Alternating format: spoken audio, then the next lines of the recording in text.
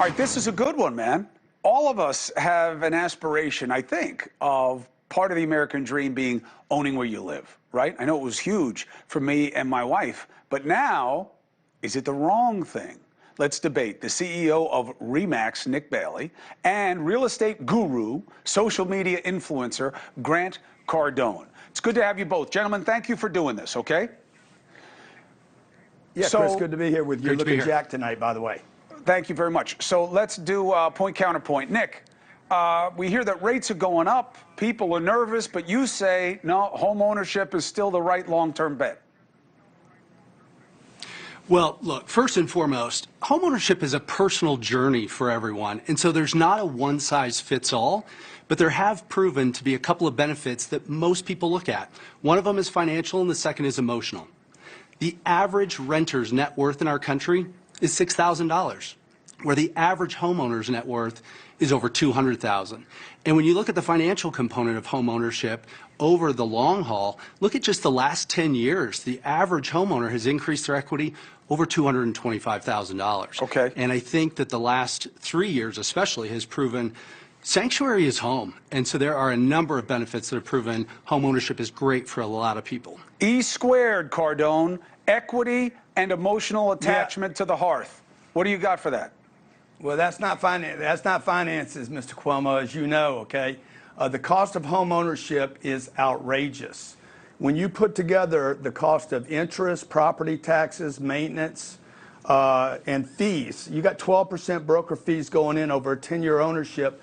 You're going to have 70% to Bank of America or Wells Fargo. You're going to have 12% to broker fees, 10% to maintenance of the property. 112% is what you have to make on the total price of the home to break even, and you hadn't paid for your insurance yet, and you lost your mobility while you were doing it and your down payment. Nick knows this, but he's not telling you that. Calling Nick a liar right out of the box. That's Cardone. I'm just saying. Well, like, Nick makes look. So Nick, I think to Grant's point though, it's not one size fits all. There are a lot of ways that you can make money in the real estate business. And look at Grant's business, multi-unit family home ownership, thousands of units. That's my point of not one size fits all. But the reality is most people pay their mortgage first. And by most accounts, even though markets fluctuate on a short-term basis, it has shown over years that it becomes a good savings account, if you will, that people are disciplined in and Nick, can really help drive their overall Nick, net worth. Go ahead. Nick, it's not a savings account. It's not a savings account, Nick, if it costs you money every month. A savings account is where you put money into an account and you get paid interest back on it. That's not what a home does. A home you pay into, and you keep paying into it, okay? And you sign a 30-year mortgage. It's literally slavery, okay? Like you're stuck in that one spot. Now, you know, Nick, that I love real estate. I got $4 billion worth of it. I would just tell people, rent where you live so you have your mobility, your down payment, and you're not committed for 30 years, and own real estate that you can rent to other people and get cash flow, depreciation, accelerated appreciation over long periods of time because it has a business. The rental income of the property provides people what they need, which is cash flow. But Grant, you're offering up a suggestion of a double vig, though.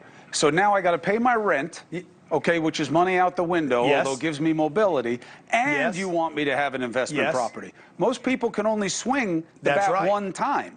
So that's why they go for their own home. No, they can only swing one, Chris. But Chris, they can only swing one time because that's what the banks have been selling people.